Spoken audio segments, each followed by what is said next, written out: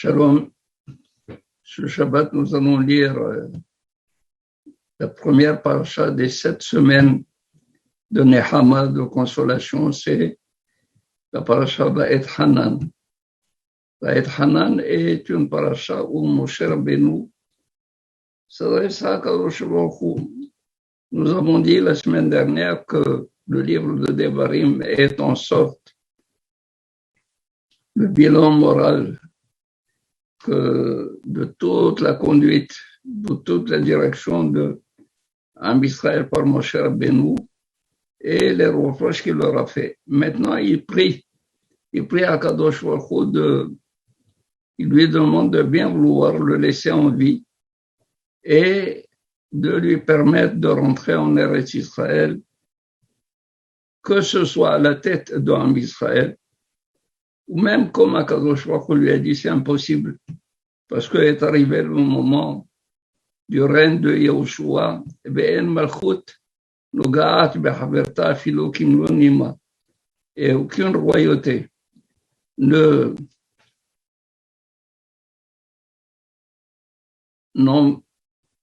n'emboîte pas sur la royauté d'un autre, à Filo Kimlo Nima, même la distance d'un cheveu ténu.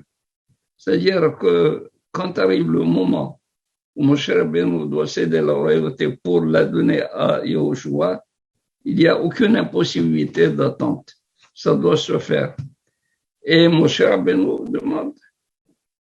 Alors, Akadosh Baruch Hu lui dit, c'est impossible. Yehoshua doit régner. Il dit, je suis prêt à être le Talmid de Yehoshua, de rentrer en tant que Talmid. Alors, bien entendu, pour Moshe Rabbeinu, c'est un grand sacrifice. Vous savez, le Midrash dit qu'au moment où Yehoshua est rentré dans Ohel Moed pour recevoir l'ordre de Akadosh Baruch Hu, Moshe Rabbeinu est resté dehors. Et tout ce temps-là, il attendait. Quand Yehoshua est sorti, il a couru vers lui. Il lui a dit, Ma'amar Hashem, que t'as dit à Kadosh Baruch Hu? Alors Yehoshua lui dit, pourquoi tu ne sais pas du tout ce que me dit Kadosh Baruch Hu? Moi, quand tu es rentré au Ohel Moed pour recevoir ton message, j'ai écouté le message en même temps que toi. Le Midrash dit, à ce moment, Moshe Rabbeinu a conçu une jalousie. Il a été jaloux de son élève. Comment lui, il n'a pas eu le message en même temps que Yehoshua, alors que Yehoshua avait le message de Akadosh Baruch Hu en même temps que lui. Et il a dit, Elef mitot velokina achat. 1000 morts, je suis prêt à supporter, mais pas du tout une seule fois être jaloux. Et surtout être jaloux de mon élève, alors qu'il y a un principe, le maître n'est pas jaloux de son élève, ni le père jaloux de son fils. L'élève, il veut bien que son élève, du moins le maître, veut bien que son élève le dépasse, comme le père également veut que son fils le dépasse. Eh bien, à partir de ce moment, Moshe Rabbeinu a cessé de prier. Combien de prières a-t-il fait? Les Hachamim disent que Minyan Va'et Hanan, c'est-à-dire 515 prières. Alors, imaginons un petit peu 515 fois la même prière faite à Akadosh Baruch Hu. C'est sûr que ça va ennuyer et le prieur et celui à qui s'adresse la prière. Pour que ça ait un intérêt et un bénéfice quelconque, il faudrait que chaque prière soit différente de l'autre. faudrait que l'argumentation soit nouvelle. Et combien d'arguments peut-il avoir, Moshe Rabbeinu, dans ces 515 prières? Combien d'arguments? Alors, un des arguments qui a été développé par Rabbeinu Yaakov, Abu Hatzira, Tzadik, Rabbi Yaakov Abu Hatzira, Tzadik Kadosh Ibrahim, il a dit ceci. Il a dit à Kadosh Baruch Hu, tu ne peux pas faire de ta Torah plaster. Tu ne veux pas du tout faire que ta Torah soit fausse. Tu as dit que il y a la Teshuvah. Le principe de la Teshuvah qui est Mincha Peshuta Lekabel Shavim. Ta main droite est là pour recevoir ceux qui viennent vers toi, qui reviennent vers toi. Alors je reviens Bitshuvah. Tu es hayav d'agréer ma Teshuvah. Et si tu es hayav d'agréer ma Teshuvah, tu es hayav aussi de me donner ce que je te demande. C'est fort. C'est fort, ça veut dire que Moshe Rabbeinu, il l'enferme en quelque sorte. Akadosh Baruch Hu lui-même, dans ses propres principes. Mais Akadosh Baruch Hu dit à Moshe, arrête, n'ajoute pas une seule prière. Parce que s'il avait ajouté une 516e prière, Moshe Rabbeinu serait entré en Eretz Israël.